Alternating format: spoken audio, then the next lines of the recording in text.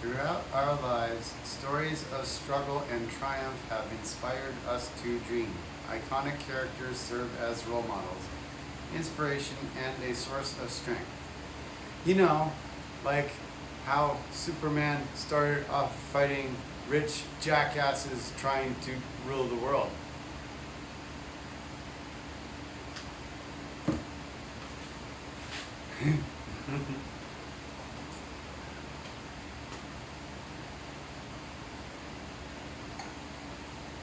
I'd never take a sponsorship.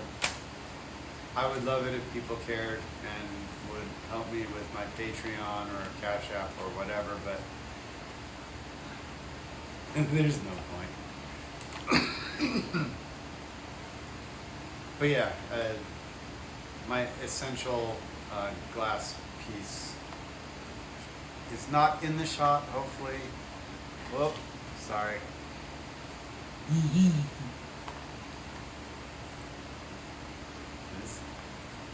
That. My little harvest. It's so blonde. It's so fucking blonde. Oof. Season 1, Episode 7, Angel. Who, again, been there from the beginning and yet waited 7 episodes to get a episode named after him. And it really isn't even like the important Angel episode, honestly. Oh joy, a romance-heavy episode. I guess it's only the second of the last 3. You lack a guy. Yeah, because, you know, women exist exclusively to serve as breeding vessels for men. That's the whole point of everything in America in regards and relative to femininity. That's why they hate trans women. That's why they hate lesbians. That's why they hate any woman who is not of breedable age.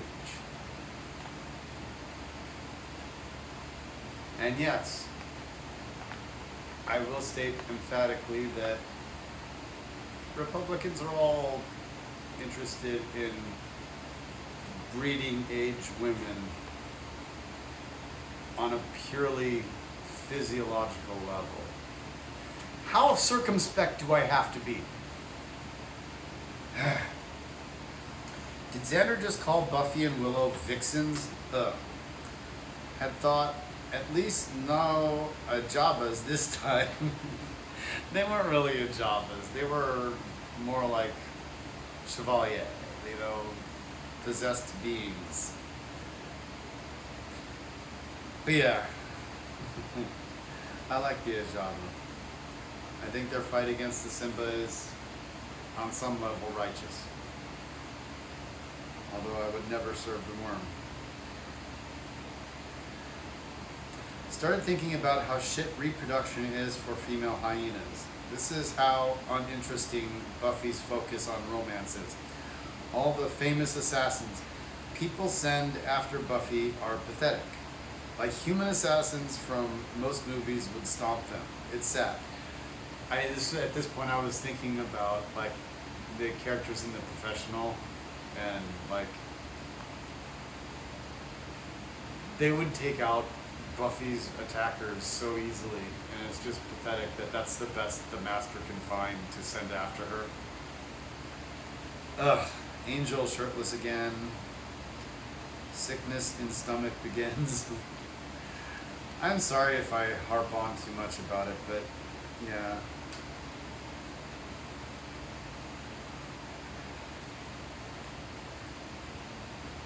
I get that pretty much everything in American culture is predicated on appealing to men, and men appeal to men in some weird way. I just could do without it. And I'm sorry for that. I know it offends pretty much everyone except for the kind of lesbians who hate me for being a trans woman. So it's really fucking ridiculous and paradoxical that I'm in this situation in the first place.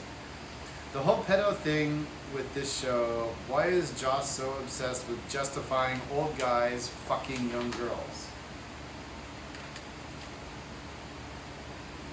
And that's kind of a repetitive theme over the entire course of the series. I don't think Buffy dates anyone realistically even like close to her point in life experientially. I mean, the closest you can say would be the army guy, I guess. And he's like, he's an army guy. He's like, he's not, you know, he has like rank and position in the initiative. He is not some scrub 20-year-old guy fresh out of, you know, boot camp. He's been in there a long time. He's like, you know, he's up in the hierarchy. He might be in his mid to late 20s and just going back to school after serving several tours of duty. And that's like the closest she comes to dating someone in her age range. Everyone else that she dates is like hundreds of years older. And it's just kind of really fucked up. And I don't know why this sort of thing is just societally acceptable on any level. I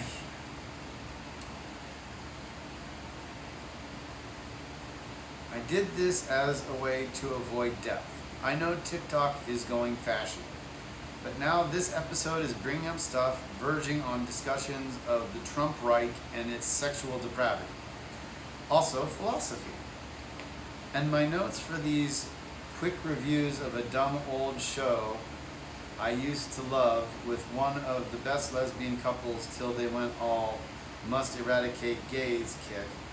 And Darla is, if possible, more banal than the master and annoying one. Yes.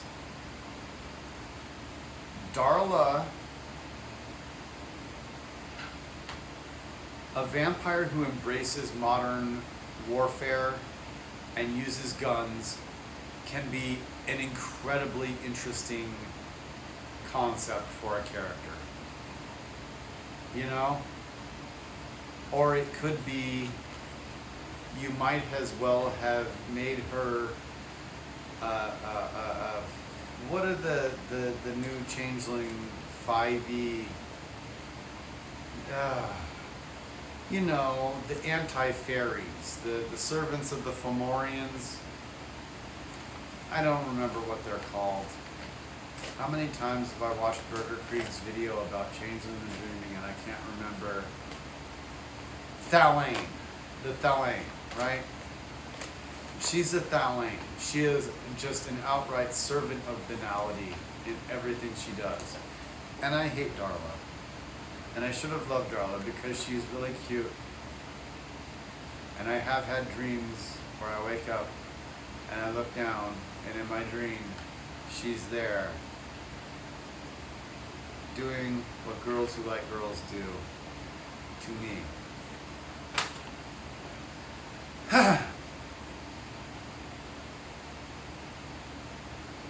Also, Darla's pretty old and powerful. Why is she using guns anyway? Don't even validate my last point. But yeah. Shouldn't she have mastered her disciplines to an extent that guns would become kind of, oh, how quaint at that point? I don't know. The power levels of these characters are ridiculous, and I swear, as much as on a story and character level, many of them do fit into White Wolf kind of parameters. Hate this episode on every level. Pedos, absurd scenes, meandering obvious plots, inane characters. Kind of curious what happened to the Annoying One's actor's life after Buffy. Because he plays... No, wait, the Annoying One's the kid. Yeah. Xander, please stop acting like you've ever had any chance. Please. Yeah, there's a whole scene with Xander trying to mac on Buffy, and it's one of the sickest, most depraved things that has ever been recorded on film. But we're almost out of time, so that'll do it. Season 1, Episode 7? Ugh.